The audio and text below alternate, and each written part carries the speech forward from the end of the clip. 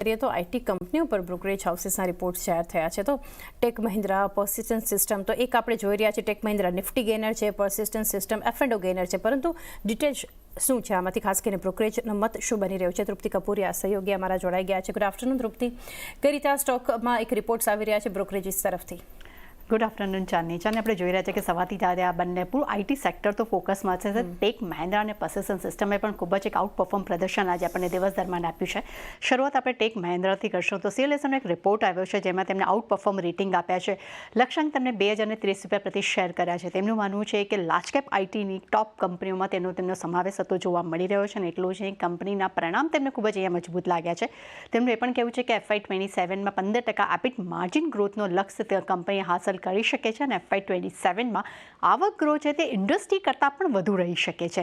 અને ઘણા અગત્યના કંપનીએ જે નિર્ણય લીધા છે જેને કારણે કરીને કંપનીની ઓર્ડર બુક છે વધુ મજબૂત બની શકે છે અને વધુ સારા એક પોઝિટિવ રિટર્ન્સ પણ અહીંયા જોવા મળી શકે છે. અને ઓવરઓલ તેમનું એ પણ કહેવું છે કે કંપનીના વધુ સારા એક્ઝિક્યુશનથી કંપનીને નફો પણ તેનો વધી શકે છે. બીજી તરફ JP મોર્ગનના રિપોર્ટ પર નજર કરશું. એમને પર્સિસ્ટન્ટ સિસ્ટમ પર આઉટ પરફોર્મ રેટિંગ આપ્યું છે. લક્ષ્યાંક તેમને ₹7,200 પ્રતિ શેર આપ્યા છે.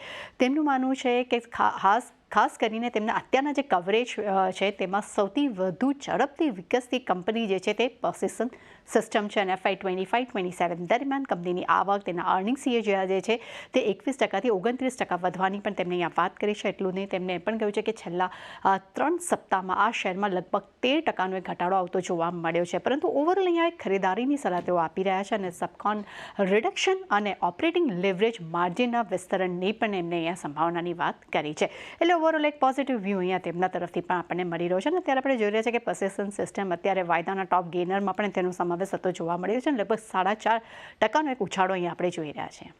જી તૃપ્તિ, આભાર આપનો બંને સ્ટોક્સ પર માહિતી માટે. તો એક